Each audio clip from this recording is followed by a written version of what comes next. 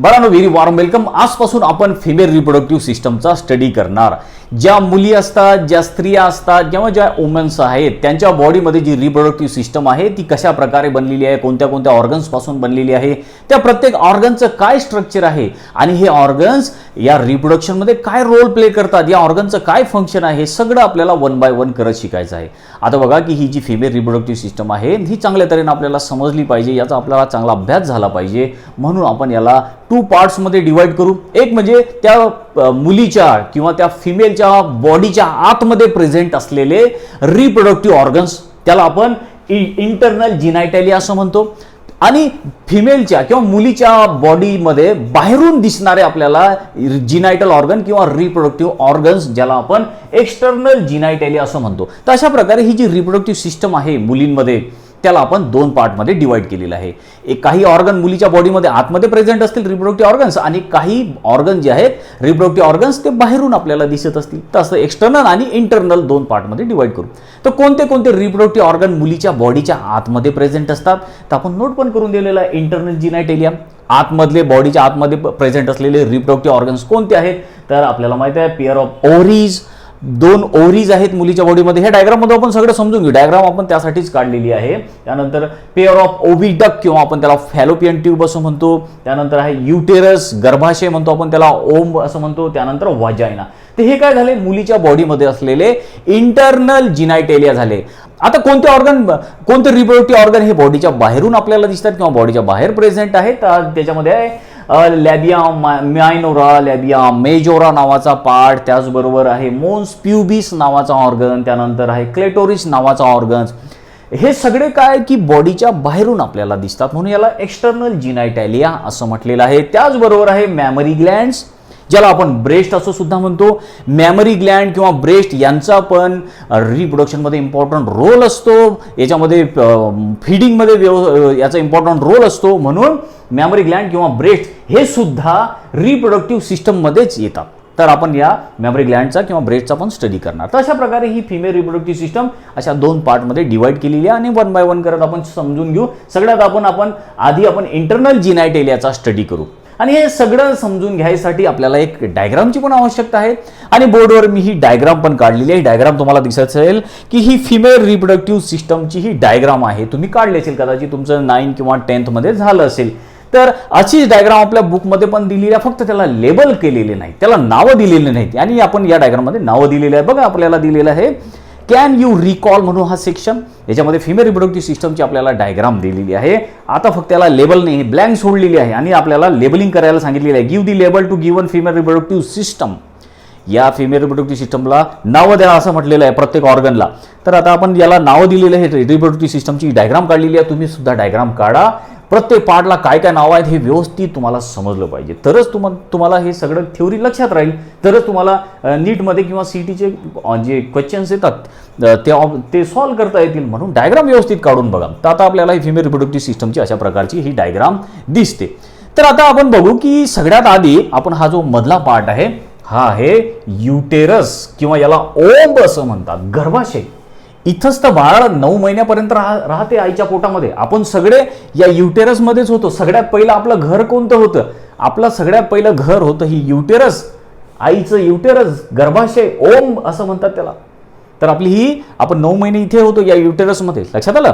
त्यानंतर आता युटेरसच्या आतमध्ये एक अशी कॅव्हिटी आहे, कॅव्हिटी जिथं बाळ जे आहे ते असते, तर त्याला युटेराईन कॅव्हिटी असं म्हणतात. त्यानंतर आता आपल्याला आणखीन याच्यामध्ये काय पार्ट दिसतात, तर बघा याच्यामध्ये आपल्याला दिसते ते म्हणजे हा युटेरस संपलं की इंटरनल ओएस नावाचा एक पार्ट आहे. इंटरनल ओएस म्हणजे काय, ओएस म्हणजे ऑस्टिया, ऑस्टिया किंवा माउथ असं म्हणा त्याला, किंवा असं छिद्र म्हणा. ओएस जर आपल्याला दिलेलं पण आहे, पुढे पण आपण डिटेलमध्ये सगळं स्ट्रक्चर समजून घेताना परत हे सगळं रिपीट करू. फक्त इथे आपण समजण्यासाठी लक्षात ठेवा की इथे तुम्हाला 2 ओपनिंग दिसतात. एक आहे इंटरनल ओएस, आणि त्याच्या खाली बघा, त्याच्या खाली तुम्हाला दिसते इथे एक्सटर्नल ओएस. तर हे इकडे ही एक्सटर्नल आहे, हे पण एक ओपनिंग आहे, ही पण ओपनिंग आहे. ओएस तर मिनिंग लक्षात आलं ना, ओएस म्हणजे ओस्टिया, ओएस म्हणजे ऑस्टिया, माउथ म्हणतात त्याला, माउथ किंवा याला ओपनिंग पण म्हणतात. ठीक आहे. तर असे वेगळे वेगळे वर्ड आलेले आहेत. तुम्हाला शॉर्टमध्ये ओएस असं दिलेलं आहे आपल्या बुकमध्ये. तर लक्षात ठेवा ओएसचा काय मिनिंग आहे. ओएस म्हणजे ऑस्टिया माउथ ओपनिंग.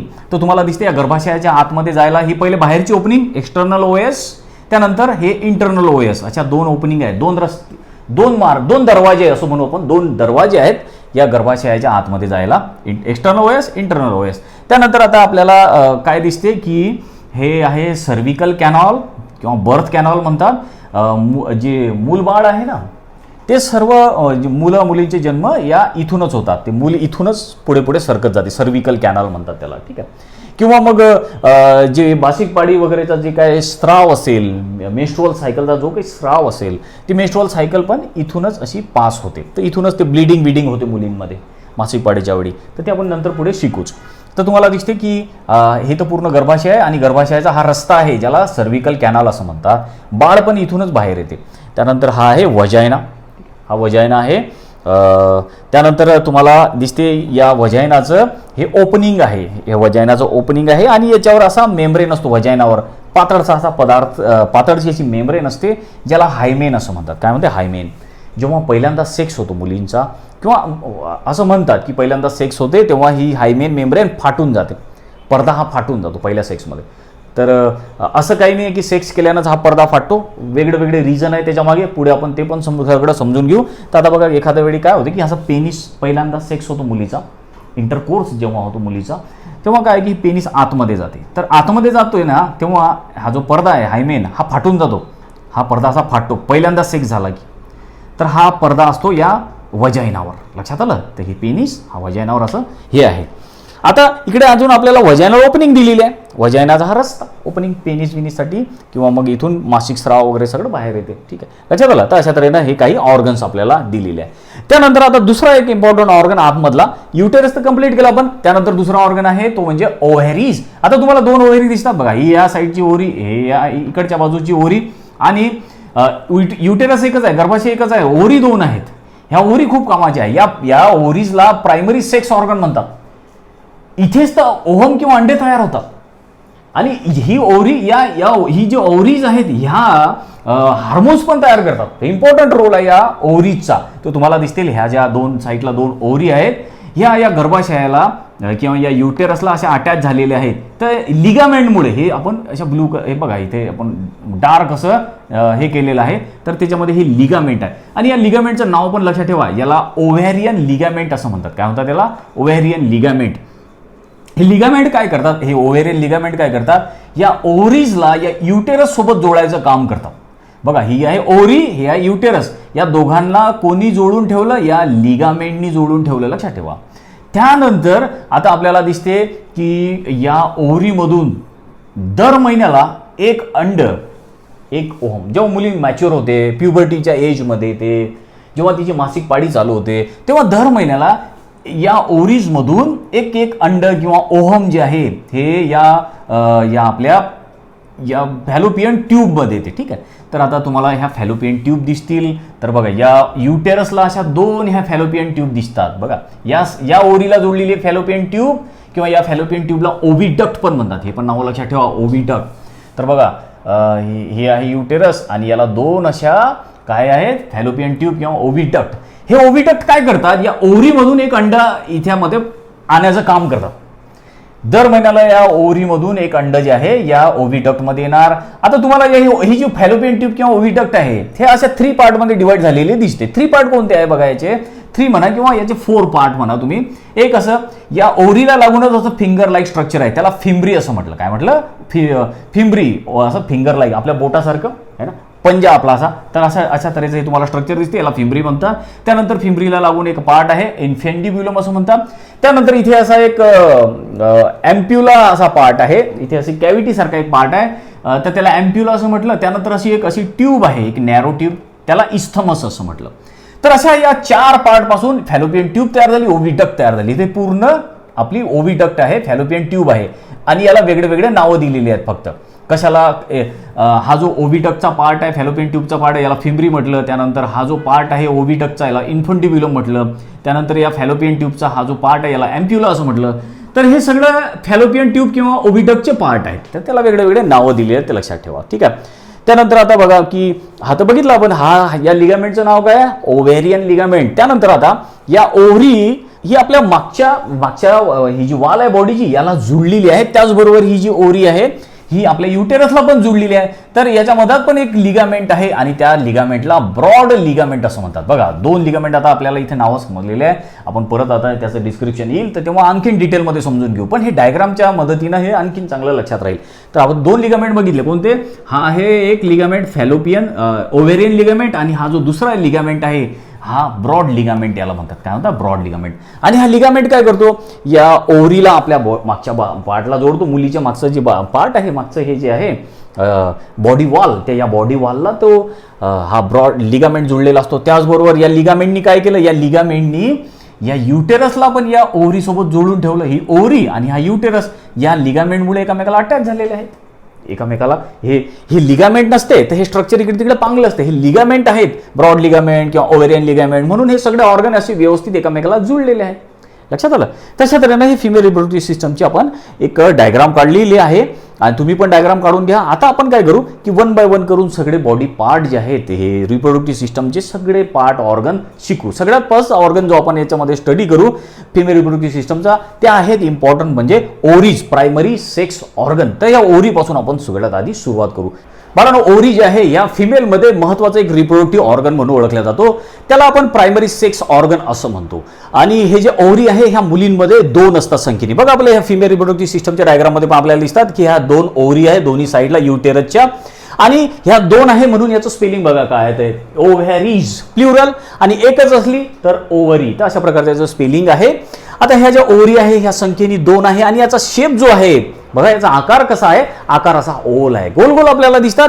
नाहीतर मग आंबट बदाम कशी असते, बदाम सारखा याचा आकार आपल्याला दिसतो आणि बिलकुल शेप पण तसाच आहे. बदाम जशी असते आमंड, त्या आमंड सारखा याचा शेप सुद्धा आहे. आता ह्या ज्या ओव्हरी आहे या फिमेलमध्ये महत्त्वाचा रोल प्ले करतात यांच्या रिप्रोडक्शनमध्ये आणि याची आपल्याला खूप सारी थेओरी दिलेली आहे. तर आपण आधी याचं जे आहे याचं स्ट्रक्चर वगैरे याचा स्टडी करू, त्यानंतर मग आपण याचं फंक्शन वगैरेचा स्टडी करू आणि त्यासाठी आपल्याला काही डायग्रामची पण आवश्यकता आहे.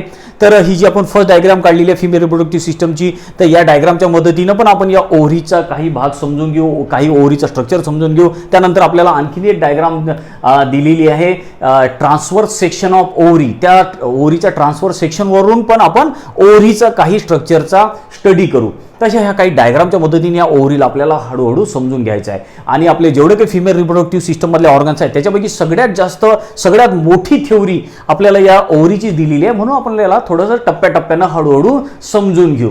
तर बघा, आता आपल्याला काय थेओरी दिलेली आहे या ओव्हरीबद्दल. काय आपल्याला थेओरी सांगते? It is a primary female sex organ. महत्त्वाचं आहे, प्रायमरी सेक्स ऑर्गन आहे मुलींमध्ये ओव्हरीज. जसं मुलांमध्ये टेस्टीज आहे तसं मुलींमध्ये आहे ओव्हरीज. महत्त्वाचा प्रायमरी सेक्स ऑर्गन म्हणून ओळखला जातो. काय काम करतो हा पुढे सांगितले आहे? It produces ohm or egg. अंडे तयार करतो किंवा आपण त्याला ओहम असं म्हणतो. जर हे ओहम किंवा हे अंडे जर तयार झाले नाही तर मुली आई बनू शकणार नाही, मुलं बाळच होणार नाही. जेव्हा मुलगी प्युबर्टीच्या एजमध्ये येते, तिची जेव्हा MC सायकल सुरू होते, मेन्स्ट्रुअल सायकल किंवा ज्याला आपण मराठीत मासिक पाळी असं म्हणतो, ती मासिक पाळी जेव्हा चालू होते मुलींची, तेव्हा या ओव्हरीजमधून दर महिन्याला एक ओहम किंवा एक अंड या फॅलोपियन ट्यूबमध्ये येते. प्रत्येक महिन्याला, एका महिन्याला या ओव्हरीमधून येणार, दुसऱ्या महिन्याला या ओव्हरीमधून येणार. तर अशी ही सायकल चालूच असते, म्हणून आपण याला मासिक पाळी असं म्हणतो किंवा मेन्स्ट्रुअल सायकल असं म्हणतो. दर महिन्याला, एका महिन्याला या ओव्हरीमधून अंड येणार, दुसऱ्या महिन्याला या ओव्हरीमधून अंड येणार. तर अशा प्रकारे ओहम किंवा अंडे तयार करायची जबाबदारी, एक महत्त्वाची जबाबदारी या ओव्हरीची आहे. ठीक आहे. त्याचबरोबर ही ओव्हरी जी आहे काही इम्पॉर्टंट हार्मोन पण तयार करते. त्या हार्मोनचा सुद्धा फिमेलच्या बॉडीमध्ये खूप महत्त्वाचा रोल आहे. आणि ते हार्मोन कोणते कोणते आहे? ही ओहम जे आहे हे जे ओव्हरी आहे हे 5 हार्मोन तयार करते, 5 हार्मोन तयार करते. लक्षात ठेवा कोणते कोणते आहे, नावं पण लक्षात ठेवा. एक म्हणजे इस्ट्रोजेन, त्यानंतर रिलॅक्झिन, प्रोजेस्टेरॉन, ॲक्टिव्हिन आणि इनहिबिन, असे 5 हार्मोन. हे 5 हार्मोन या ओव्हरीमध्ये तयार होतात. ही ओव्हरी 5 हार्मोन तयार करते. असा याचा एक महत्त्वाचा रोल सुद्धा आहे. हे 2 इम्पॉर्टंट याचे फंक्शन लक्षात ठेवा. एक म्हणजे हे ओहम तयार करते, अंड तयार करते. दुसरं म्हणजे हे 5 प्रकारचे हार्मोन तयार करते. हार्मोनचे नावं पण लक्षात ठेवायचे आहे तुम्हाला. त्यानंतर आता पुढे आपल्याला दिलेलं आहे याचं डायमेन्शन काय काय आहे, म्हणजे याचा शेप, साईज वगैरे काय आहे. तर लेंथ आहे 3 सेंटीमीटर, बिलकुल छोटीशी एवढीशी ओव्हरी आहे, आमंडची बदामसारखी, 3 सेंटीमीटर. ब्रॉड आहे 1.5 सेंटीमीटर, 1.5 सेंटीमीटरची ब्रॉड आहे. त्यानंतर थिक आहे, जाड आहे 1 सेंटीमीटर. असा याचा डायमेन्शन आहे. छोटीशी आहे बिलकुल. त्यानंतर आता लोकेशन कुठे प्रेझेंट आहे तर आपल्याला सांगितलेलं आहे it is located upper lateral part of pelvis near kidney. तर आपल्या अप्पर जो लॅटरल पार्ट आहे आपल्या याचा आपल्या पेल्विक कॅव्हिटीचा त्या पेल्विसमध्ये हे प्रेझेंट आहे आणि किडनीच्या जवळ आहे. ओव्हरीज ज्या आहेत ह्या किडनीच्या जवळ प्रेझेंट आहे असं सांगितलेलं आहे. याच्याजवळ किडनी प्रेझेंट आहे. ठीक आहे. त्यानंतर आता आपल्याला पुढे माहिती सांगितलेली आहे की ह्या ज्या 2 ओव्हरीज आहेत आपल्या तर ह्या बिलकुल छोट्या आकाराने आहे ना. तर याला व्यवस्थित पोझिशनमध्ये ठेवायला ह्या इकडे तिकडे गेल्या नाही पाहिजे म्हणून याला असं पोझिशनमध्ये ठेवायला किंवा याला असं बांधून ठेवायला काही लिगामेंट आहेत. त्या लिगामेंटच्या मदतीनं ह्या ज्या ओव्हरीज आहेत ह्या बरोबर त्याच ठिकाणावर प्रेझेंट राहतात. इकडे तिकडे पसरत नाही जात नाही.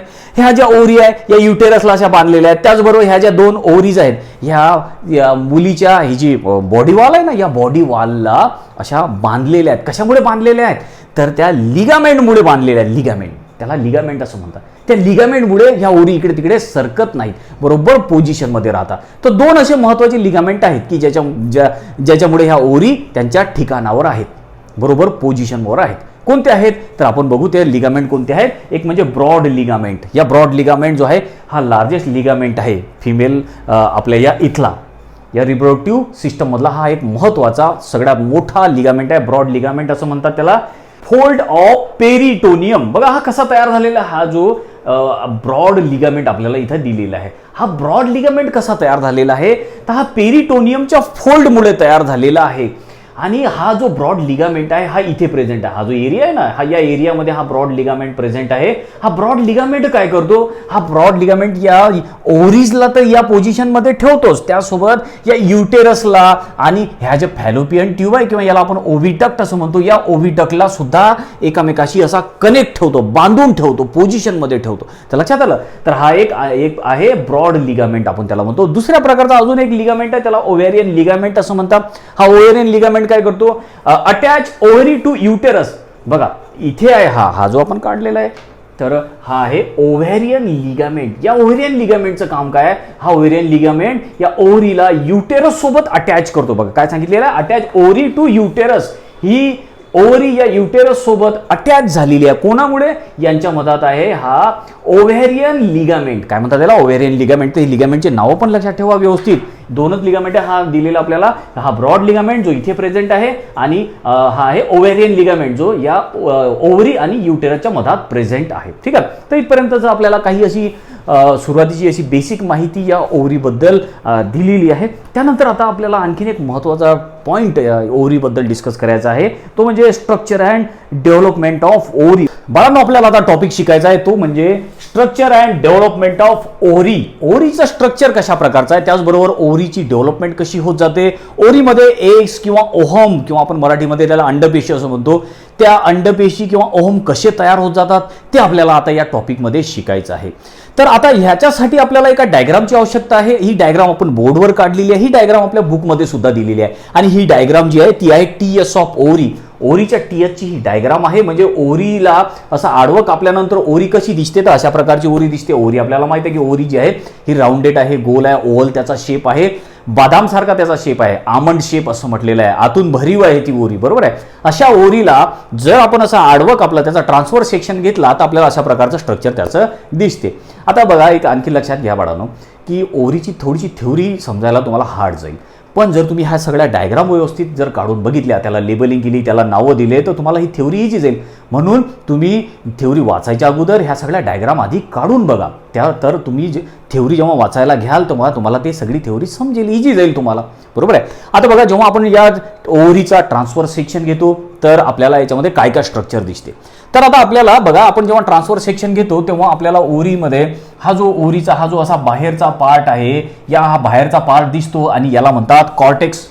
मराठीमध्ये याला मगज असं म्हणतात. कोणता पार्ट आहे हा कॉर्टेक्स ओव्हरीचा असा हा बाहेरचा पार्ट. त्यानंतर आता ओव्हरीचा आतमधला जो पार्ट आहे त्याला मेड्युला असं म्हणतात. मधला पार्ट मराठी त्याला आपण गाभा असं म्हणतो. मधला पार्ट काय म्हटलं मेड्युला.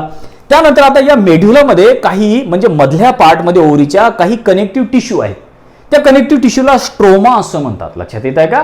जो मेड्युला आहे त्याच्या आतमध्ये काही कनेक्टिव्ह टिश्यू आहे त्याला स्ट्रोमा म्हणतात. आणि हा स्ट्रोमामध्ये काय काय आहे म्हणजे या मधल्या पार्टमध्ये काय काय आहे तर याच्यामध्ये ब्लड व्हेसल्स आहेत, त्याचबरोबर याच्यामध्ये आहेत लिम्फ व्हेसल्स, नर्व फायबर्स. तर एवढ्या सगळ्या याच्यापासून हा आपला स्ट्रोमा बनलेला आहे. लक्षात आलं? तर आतला पार्ट आहे मेड्युला आणि बाहेरचा हा जो पार्ट आहे याला किंवा मगज आपण म्हणतो त्याला कॉर्टेक्स असं म्हणतात. त्यानंतर आता ही जी ओरी आहे आपली, या ओरीवर अशा एका सेलची अशी लेयर आहे आपल्याला दिसते आणि त्या सेलच्या लेयरला जर्मिनल इपिथेलियम असं म्हटलेलं आहे. बाहेरची ही जी सेलची लेयर आहे जर्मी एपिथेलियल. लक्षात आलं? त्याच्या जर्मिनल इपिथेलियलच्या खाली आणखीन एक लेयर आपल्याला दिसते प्रेझेंट, त्याला ट्युनिका अल्बुजिनिया असं नाव आहे. तर अशा प्रकारे या ओरीवर अशा 2 लेयर आपल्याला इथे या डायग्राममध्ये प्रेझेंट दिसतात. लक्षात आलं का? आता काय काय बघितलं आपण बघा आतापर्यंत की सगळ्यात बाहेरची ओरीची लेयर जर्मिनल इपिथेलियम.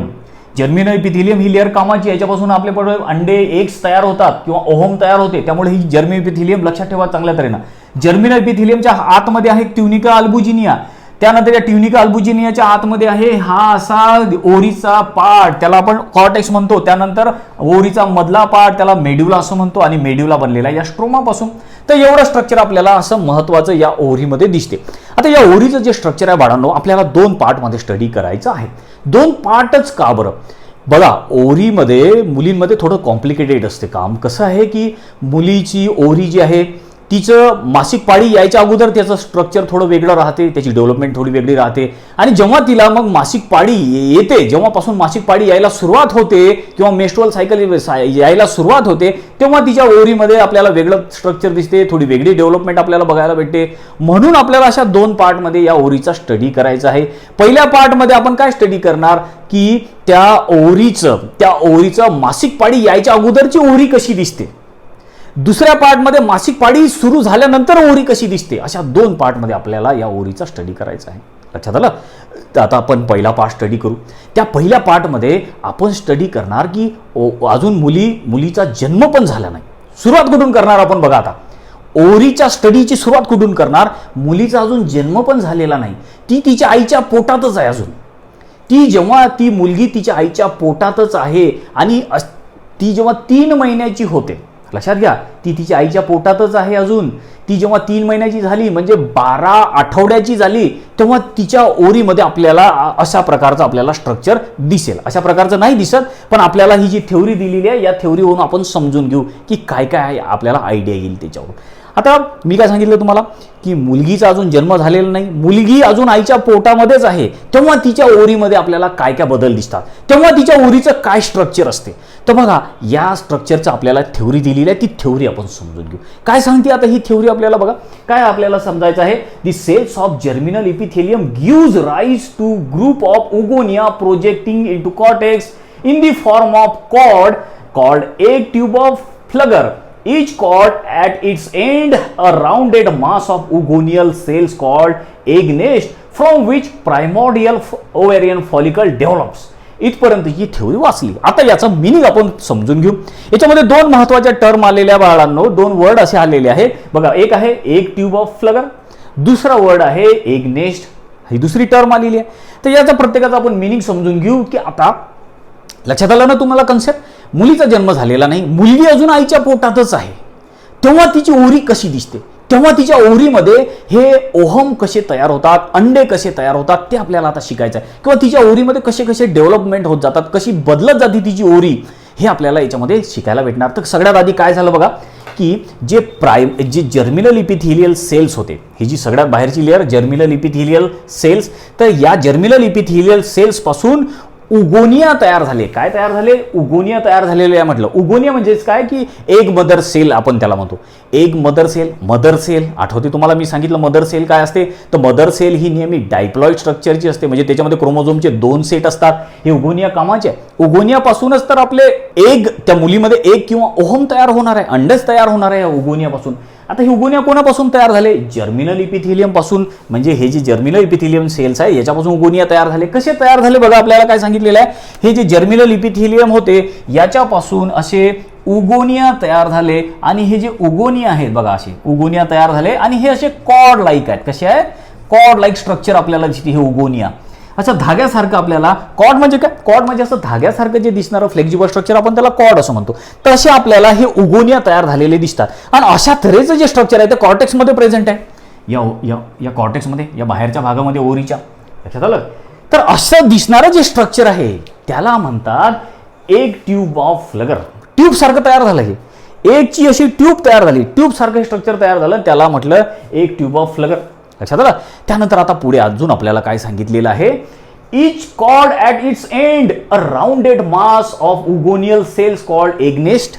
पुढे आपल्याला सांगितलेलं आहे की हे जे कॉर्ड सारखं स्ट्रक्चर आहे याच्या लास्टमध्ये ह्या ज्या उगोनियल सेल्स आहेत, या उगोनियल सेल्स पासून असं राउंडेड मास तयार होते. त्याच्या एंडला राउंडेड मास तयार झालं आणि असं घरट्यासारखं त्याचा आकार तयार झाला बघा. त्याच्या एंडला, या कॉर्डच्या एंडला असं मास असा फुगला, हे उगोनियल सेल असे फुगले आणि याच्यापासून एक स्ट्रक्चर तयार झालं. अशा याच्यापासून एक स्ट्रक्चर आपल्याला दिसते आणि त्याला एग नेस्ट असं म्हणतात. हे सगळं जे आहे बाळांनो, हे डायग्राममध्ये आपल्याला दिसते. जेव्हा या ओव्हरीला आपण मायक्रोस्कोप खाली बघतो तेव्हा आपल्याला हे सगळं स्ट्रक्चर दिसते.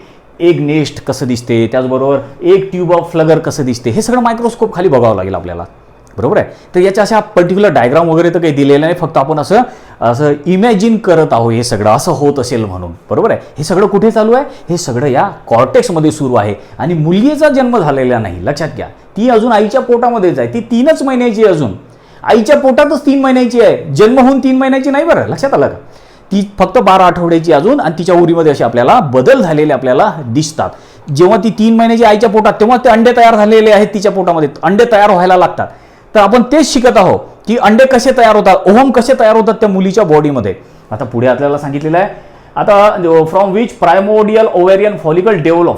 आणि आता हे जे आपल्याला हे स्ट्रक्चर दिसते, जे याच्यापासून एग नेस्ट तयार झालं, याच्यापासून प्रायमोडियल फॉलिकल्स तयार होतात. काय तयार होतात? प्रायमोडियल फॉलिकल. इथे आपण काढलेलं आहे, इथे शो केलेलं आहे प्रायमोडियल फॉलिकल्स. प्रायमोडियल म्हणजे काय? सुरुवातीला जे सगळ्यात आधी तयार होतात त्याला आपण प्रायमोडियल असं म्हणतो. फॉलिकल्स म्हणजे काय? फॉलिकल म्हणजे असं कॅव्हिटी सारखं स्ट्रक्चर किंवा असं थैलीसारखं स्ट्रक्चर, त्याला आपण फॉलिकल्स असं म्हणतो. तर अशा तऱ्हेनं हे जे स्ट्रक्चर आपल्याला तयार झालेलं दिसते, थैल्यासारखं असं गुच्छासारखं स्ट्रक्चर, त्याला प्रायमोडियल फॉलिकल्स असं म्हटलं. आता हे फॉलिकल दाखवले आपण इथे बघा, हे फॉलिकल्स थैलीसारखं असं स्ट्रक्चर फॉलिकल तयार झाले.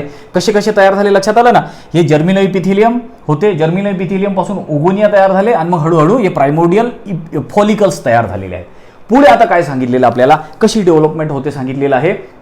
Each primordial follicles has its center a large primary oocyte surrounded by a single layer of follicular cells. आता जे प्रायमोडियल फॉलिकल्स आहेत, ठीक आहे, हे प्रायमोडियल फॉलिकल्स आपण इथे काढू. आता समजा फॉर एक्झाम्पल हे आपण एक प्रायमोडियल फॉलिकल काढलं, हे आहे प्रायमोडियल फॉलिकल.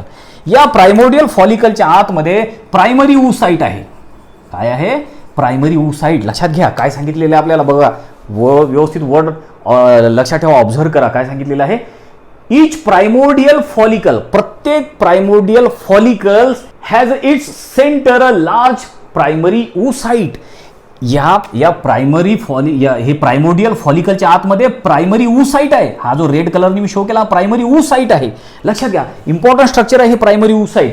हे जे प्रायमरी oocyte आहे याच्यापासूनच मग हळूहळू ओहम तयार होते, टप्प्याटप्प्यानं ओहम किंवा एक सेल तयार होते या मुलीमध्ये. तर प्रायमरी oocyte इम्पॉर्टंट स्ट्रक्चर आहे. कुठे तयार झाले प्रायमरी oocyte? प्रायमोडियल फॉलिकलच्या आतमध्ये.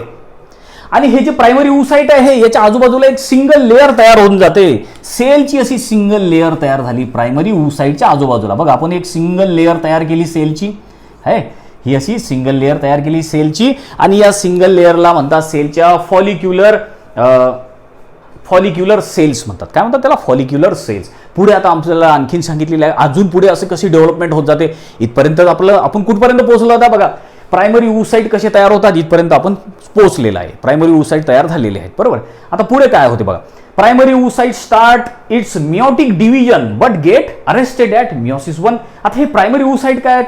oocyte आहे ते म्हणजे ओहम आहे, ते अंडे आहेत हे सुरुवातीचे, आणि हे सेल आहेत. ह्या ओहम काय ते एक प्रकारची सेल आहे. सेल काय आहे ते डिवाइड होत असते आणि ही सेल जी आहे ही याच्यामध्ये मियोसिस होते. आता याच्यामध्ये जी आहे ही कंटिन्यू डिवाइड नाही होत. ही सेल जी आहे हे मियोसिस 1 मध्ये येऊन स्टॉप होऊन जाते, पुढे डिवाइड नाही होत ही सेल. लक्षात ठेवा, याच्यावर तुम्हाला क्वेश्चन येऊ शकतात की प्रायमरी oocyteची जी पुढची जी डेव्हलपमेंट आहे किंवा पुढचं जे याचं डिव्हिजन आहे कोणत्या स्टेजमध्ये येऊन स्टॉप होते. तर मिओसिस 1 मध्ये याची डिव्हिजन जे आहे ते स्टॉप होऊन जाते. कोणतं डिव्हिजन? मिओसिस 1. हे लक्षात ठेवा. मग हे कधी होते? पुढे कधी डेव्हलप होईल? हे कधी याची पुढची डिव्हिजन कधी होईल? तर जेव्हा आता या मुलीचा जन्म वगैरे होईल. अजून तर जन्म झाला नाही मुलीचा, जन्म होईल, मग तिची मासिक पाळी यायला लागेल, प्युबर्टीच्या एजमध्ये ती येईल आणि मग ती मासिक पाळी आल्यानंतर जे आहे तिचं ओहम जे आहे त्याची भेट स्पर्मसोबत होईल, तेव्हा मग त्याची पुढची डेव्हलपमेंट होते. पुढे नंतर हे जे मिओसिस 1 पर्यंत थांबलेली प्रोसेस आहे ते पुढे कंटिन्यू चालू होऊन जाते, तोपर्यंत थांबलेलीच आहे. लक्षात आलं का? तर आता बघा प्रायमरी oocyte पर्यंत पोहोचलो आपण. प्रायमरी oocyte ना अजून कुठे डिव्हिजन थांबलं त्याचं? मिओसिस 1 पर्यंत. पुढे काय होते बघा, there are 2 millions of primordial follicles embedded in fetal ovary. Only about 1 million remain at the birth and only about 40,000 remain at the time of puberty, other degenerated called atresia. आता इथपर्यंतचं meaning बघा काय, की मी तुम्हाला आधीच सांगितलं मुलगीचा जन्म झालेला नाही, मुलीच्या आतमध्ये अंडे तयार व्हायला लागले, बरोबर आहे. जे सुरुवातीला जे अंडे तयार झाले त्याला प्रायमोर्डियल फॉलिकल्स असं म्हटलं. काय म्हटलं त्याला प्रायमोर्डियल फॉलिकल्स असं म्हटलेलं आहे. आणि त्या मुलीच्या जन्माच्या अगोदरच तिच्या दोन्ही ओव्हरीमध्ये, लक्षात घ्या, तिच्या दोन्ही ओव्हरीमध्ये किती प्रायमोर्डियल फॉलिकल्स असतात? असे प्रायमोर्डियल फॉलिकल किती असतात? 2 मिलियन्स. 1 मिलियन म्हणजे 10 लाख, म्हणजे तिच्या दोन्ही ओव्हरीमध्ये 20 लाख एवढे प्रायमोर्डियल फॉलिकल्स असतात. म्हणजे एवढे अंडे असतात. सुरुवातीची जी अंड्याची जी स्टेज आहे, सुरुवातीचे जे ओहम आहे त्याला आपण प्रायमोर्डियल फॉलिकल्स असं म्हणतो. आणि लक्षात आलं का तुमच्या? तिच्या प्रत्येक ओव्हरीमध्ये किती प्रायमोर्डियल फॉलिकल्स आहेत? 10 लाख. 10 लाख या ओव्हरीमध्ये, 10 लाख या ओव्हरीमध्ये, दोन्ही ओव्हरीमध्ये 20 लाख. आता मुलगी तर 3च महिन्याची, अजून ती आईच्या पोटामध्येच आहे. हळूहळू आता ती 9 महिन्याची होईल, आईच्या पोटातच 9 महिन्याची होईल. तोपर्यंत हे जे 20 लाख एवढे प्रायमोर्डियल फॉलिकल्स आहेत, म्हणजे 20 लाख जे एवढे अंडे आहेत तिच्या दोन्ही ओव्हरीमध्ये, ते हळूहळू नष्ट व्हायला लागतात. मग जेव्हा तिचा जन्म होईल, जन्माच्या पर्यंत 9 महिन्यापर्यंत 2 मिलियन्स पैकी 1 मिलियन्सच प्रायमोर्डियल फॉलिकल, म्हणजे 1 मिलियन म्हणजे फक्त 20 लाख अंडे होते ना, 20 लाख सरळ भाषेत लक्षात ठेवा, 20 लाख अंडे होते की नाही, तर 20 लाख अंड्यापैकी फक्त आता तिच्या जन्मापर्यंत 10 लाखच अंडे शिल्लक राहिलेले आहेत. 1 मिलियन असं म्हटलं. पुढे अजून सांगितलेलं आपल्याला, पुढे आता तिचा जन्म झाला, तिच्या आयुष्याचा पहिला दिवस, बरोबर आहे, तिचा जन्म झाला. आता हळूहळू काय होते बघा, हा तिचा पहिला दिवस तिच्या आयुष्याचा, आणि आता ती हळूहळू मोठी होईल, ती 12-13 वर्षाची होईल असं समजू आपण. 13व्या वर्षी तिला मासिक पाळी येईल, ठीक आहे. तिच्या दोन्ही ओव्हरीमध्ये जे आहे ते 10 लाख एवढे अंडे होते किंवा 1 मिलियन एवढे अंडे होते. आता हळूहळू ती मोठी होत गेली, आता 13 वर्षात झाली, मॅच्युअर झाली. आता तिला मेन्स्ट्रुअल सायकल येईल, म्हणजे तिला मासिक पाळी यायला लागेल. आता जेव्हा तिला मासिक पाळी येईल, पहिल्या दिवसपासून तर मासिक पाळी येईपर्यंत हे अंडे जे अजून कमी होत जातात. पहिले तो 20 लाख होते, आता 10 लाख राहिले. आता जेव्हा तिची मासिक पाळी येईल तोपर्यंत हे अंडे फक्त 40,000 राहतात मासिक पाळी येईपर्यंत. आपल्याला सांगितलेलं आहे बघा, only about 40,000 remain at the time of puberty. अंडे तिच्या दोन्ही ओव्हरीमध्ये आधी 20 लाख अंडे होते, मग जन्मापर्यंत, तिचा जन्म होईपर्यंत किती राहिले? 10 लाख. नंतर मग ती प्युबर्टीच्या एजपर्यंत जाईपर्यंत फक्त 40,000 एवढेच अंडे शिल्लक राहिले.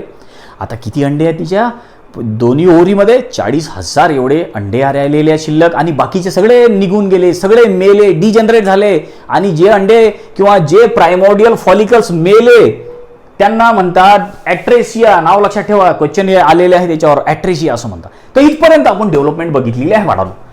मुलीचा जन्म व्हायच्या अगोदर ते अंडे तयार व्हायला लागले होते. आता मुलीचा जन्म झालेला आहे, मुलगी आता हळूहळू मोठी होत चाललेली आहे, 2, 3, 4, आता प्युबर्टीच्या एजमध्ये आलेली आहे. जेव्हा ती 12, 13, 14 वर्षाची होईल तेव्हा तिला आता मासिक पाळी यायला लागेल.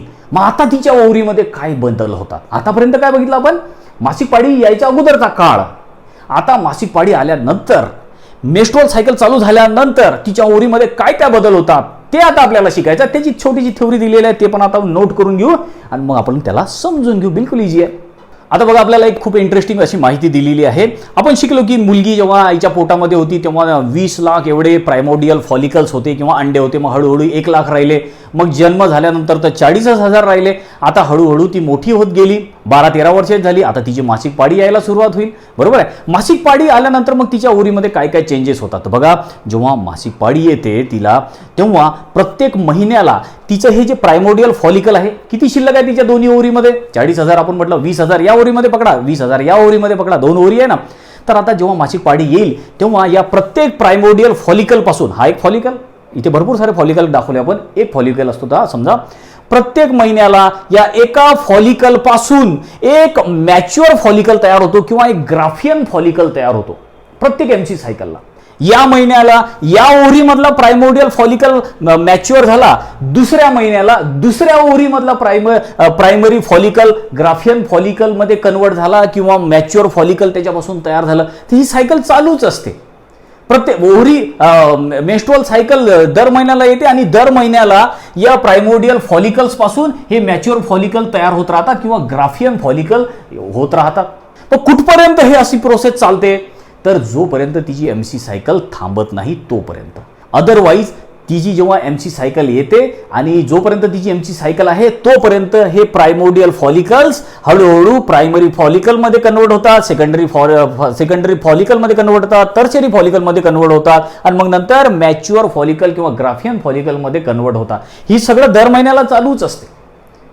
आता पुढे आता काय सांगितलेलं आहे बघा आपल्याला की ड्युरिंग इच एमसी आपण शॉर्टमध्ये लिहिलं म्हणजे मेन्स्ट्रुअल सायकल किंवा मासिक पाळी, only one of the primordial follicle start growing to Graafian follicle और मॅच्युअर फॉलिकल. मी तुम्हाला आता सांगितलं जेव्हा मुलीची मासिक पाळी येते तर प्रत्येक महिन्याला काय होते की या प्रायमोडियल फॉलिकल पासून मॅच्युअर फॉलिकल किंवा ग्राफियन फॉलिकल तयार होतात. एका महिन्याला या ओरीमध्ये, दुसऱ्या महिन्याला या ओरीमध्ये, अल्टरनेट चालूच असते हे मासिक पाळीमध्ये. पुढे आता इंटरेस्टिंग आपल्याला अजून माहिती सांगितलेली आहे. काय सांगितले आपल्याला, फर्स्ट एमसी, पहिली जेव्हा मुलीची एमसी येते 12-13 वर्षाची झाली की तिच्या आयुष्यातली पहिली एमसी येते. तिच्या आयुष्यातल्या पहिल्या एमसीला एक नाव दिलेलं आहे, तिला म्हणतात मिनार्च. पहिल्यांदा एमसी येते. कधी येते, जेव्हा ती 12-13 वर्षाची असते तेव्हा. आता काही कंडिशनमध्ये काही देशामध्ये 14-15 वर्षाच्या मुली झाल्या की एमसी सायकल येते. काही देशामध्ये जिथं उष्णता आहे, वातावरण गरम आहे, अशा ठिकाणी मुलगी 12 वर्षाची 11 वर्षाची झाली तेव्हापासूनच तिला एमसी यायला लागते. तर ऑन ॲन ॲव्हरेज 13 वर्ष आपण पकडलेलं आहे. 13व्या वर्षी पहिली एमसी येते, तिला मिनार्च म्हणतात. मग असं करता करता मग आता ही दर महिन्याला तिला एमसी येतच राहते. आता कुठपर्यंत एमसी येणार, जोपर्यंत ती मुलगी किंवा ती महिला म्हणा, स्त्री म्हणा, वुमन म्हणा, जोपर्यंत ती 45 वर्षाची होणार नाही, 50 किंवा काही मध्ये 55, तर 45 ते 55व्या वर्षीपर्यंत मग ती एमसी येणं त्यांना बंद होऊन जाते. मग एमसी येत नाही त्यांना. मग जेव्हा एमसी येणं स्टॉप होऊन जाईल तेव्हा त्या एमसीच्या स्टॉपला म्हणतात मेनोपॉज. त्याला मराठीमध्ये रजो निवृत्ती असं म्हणतात. एमसी येतच नाही मग नंतर त्यांना. लक्षात आलं. मग आता आपल्याला पुढे कॅल्क्युलेशन सांगितलेलं आहे. आपण एमसी जी असते मॅडम, एमसी जनरली 28 दिवसाची पकडल्या जाते. मेन्स्ट्रुअल सायकल 28 दिवसाची पकडल्या जाते. एका महिन्याला एक, 28 दिवसात एक, तर एका वर्षामध्ये मुलींमध्ये ॲव्हरेज 13 एमसी येतात. 13 वेळा तिला ती सायकल रिपीट होते. मासिक पाळी 13 वेळा येते. नोट करून दिलं आहे. MC in a year 13 cycle, 13 वेळाच एमसी येते. आता एका वर्षामध्ये मुलगी 13 वर्षाची झाली की तिला एमसी येणं चालू होईल आणि एका वर्षात तिला 13 एमसी येतात. मग असं करत करत समजा ती 40-45 वर्षाची होईपर्यंत एमसी येते. आता तिचा जर आपण रिप्रोडक्टिव्ह लाईफचा स्पॅन पकडला तर साधारणतः 32 वर्षापर्यंत ती रिप्रोडक्टिव्ह लाईफ जगते. 32 वर्षापर्यंत तिला एमसी येतात. 13 वर्षापासून पुढे समजा फॉर एक्झाम्पल असं आपण कन्सिडर करू की 13व्या वर्षी मुलीला एमसी आली आणि पुढे 50व्या वर्षी ती एमसी संपली. तर 13 पासून तर 50 पर्यंतचा हा जो तिचा आयुष्यातला काळ आहे त्याला रिप्रोडक्टिव्ह लाईफ म्हणणार आपण, मधला काळ. आणि साधारणतः ऑन ॲन ॲव्हरेज 32 वर्ष एवढा रिप्रोडक्टिव्ह लाईफ समजल्या जाते. हा एवढा काळ रिप्रोडक्टिव्ह म्हणजे त्याच्या दरम्यान ती मुलं बाळं पैदा करू शकते. नंतर मग एमसी थांबली की मुलं बाळं होतच नाही. मग हा जो रिप्रोडक्टिव्ह लाईफ आहे तिची 32 वर्षापर्यंत जी आहे, साधारणतः 13 पासून सुरू झाली 50 पर्यंत 32 वर्ष. आता आपण काय केलं, एका वर्षात 13 तर 32 वर्षात किती अंडे, कारण प्रत्येक महिन्याला एक अंड येणार ना, एक प्रायमोडियल फॉलिकल मॅच्युअर होणार. आणि प्रायमोडियल फॉलिकलच्या आतमध्ये काय आहे, प्रायमरी साईट आहे, अंड आहे याच्या आतमध्ये, आपण शिकलो. आता एका महिन्याला एक अंड, एका वर्षामध्ये 13 अंडे, तर 32 वर्षापर्यंत तिला MC येत राहील.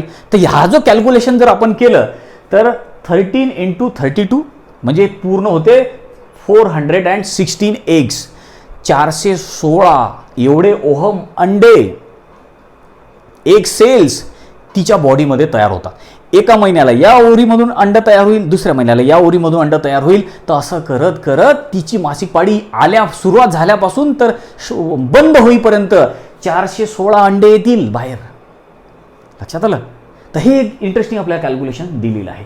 आता हा काही आपला असा अजून हा बेसिक पार्ट आपण घेतला. इथपर्यंत म्हणजे आपण प्रायमरी ओव्हरीचं स्ट्रक्चर शिकलो. आता आपण शिकणार जेव्हा मासिक पाळी यायला लागते मुलींना तेव्हा तिच्या ओव्हरीमध्ये काय काय बदल होतात. आता तेच या डायग्राममध्ये आपल्याला सगळं काही दाखवलेलं आहे. मासिक पाळी सुरू झाल्यापासून 13 वर्षाची पासून मिनार्च पासून काय काय तिच्या बॉडीमध्ये बदल होतात, ओव्हरीमध्ये बदल होतात ते या डायग्राममधून आपल्याला समजेल. आणि आपल्या याला नाव दिलेलं या टॉपिकला ovarian histology of mature female. Mature female म्हणजे तिची MC पण सुरू झालेली आहे, ओव्हरी पण मॅच्युअर झालेली आहे. अशा फिमेलमध्ये ओव्हरीचं स्ट्रक्चर कसं आहे ते आपल्याला आता स्टडी करायचं आहे. याच डायग्रामच्या मदतीने आपण ते स्टडी करू. तर बाळांनो, आपल्याला जो आता टॉपिक स्टडी करायचा आहे तो आहे ovarian histology of mature female. जी मॅच्युअर फिमेल आहे तिच्यामध्ये जी ओव्हरी आहे त्यामध्ये कसं प्रकारचं स्ट्रक्चर असते, त्या ओव्हरीमध्ये काय काय बदल होते जेव्हा ती फिमेल मॅच्युअर होते, जेव्हा तिला MC सायकल यायला लागते तेव्हा आपल्याला त्या ओव्हरीमध्ये काय स्ट्रक्चर दिसते. तर ते सगळं स्ट्रक्चर एका मॅच्युअर फिमेलच्या ओव्हरीचं स्ट्रक्चर आपण इथे डायग्राममधून काढलेलं आहे. हे सगळं तर मायक्रोस्कोप खाली आपल्याला बघता येते काय काय बदल होतात. तर आपण हे सगळं याच्यामध्ये दाखवलेलं आहे, शो केलेलं आहे. तर याच्यामध्ये जेव्हा मुलीला मासिक पाळी यायला लागते तेव्हा तिच्या ओव्हरीमध्ये काय काय बदल होतात हे आपण शो केलेलं आहे. पहिल्या दिवशी काय होते, त्यानंतर आपण दाखवलेलं आहे डे 1 मध्ये काय होते, डे 12 मध्ये काय होते, डे 14 मध्ये काय होते, 14व्या दिवशी काय होते, 12व्या दिवशी काय होते, या ओव्हरीमध्ये कसे कसे बदल होत जातात, ह्या सेल कशा चेंज होत जातात हे इथे दाखवलेलं आहे. ही सगळी डायग्राम जी आहे आपल्या बुकमध्ये पण आहे, तुम्ही सुद्धा काढून बघा, तुम्हाला चांगल्या तऱ्हेनं लक्षात येईल. तर आता बघा, मुलीला मासिक पाळी यायला सुरुवात झाली. जेव्हा मासिक पाळी येते आपल्याला माहिती 28 दिवसाची ती सायकल आहे. आता जेव्हा जो पहिला दिवस असतो मासिक पाळीचा, तर त्या पहिल्या दिवशी काय होते, तर पहिल्या दिवशी काय होते की हे जे प्रायमोडियल फॉलिकल्स आहेत तसे तर भरपूर सारे असतात. प्रायमोडियल फॉलिकल आपण शिकलो, हे असे गोल गोल असे गुच्छे प्रायमोडियल फॉलिकल, त्याच्या आतमध्ये प्रायमरी ऊ साईट असते.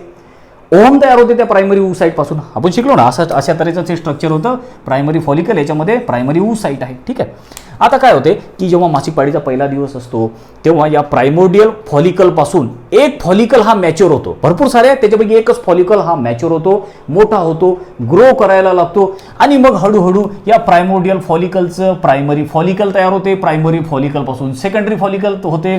सेकंडरी फॉलिकल पासून टर्शरी फॉलिकल, टर्शरी फॉलिकल पासून ग्राफियन फॉलिकल किंवा मॅच्युअर फॉलिकल बनतो. आणि मग नंतर हळूहळू 14व्या दिवशी या मॅच्युअर फॉलिकल किंवा ग्राफियन फॉलिकलमध्ये जे ऊ साईट आहे, जे अंड आहे, जे ओहम आहे, जे मुलीचं जे ओहम आहे, अंड आहे, ते 14व्या दिवशी या ओव्हरीमधून बाहेर पडते.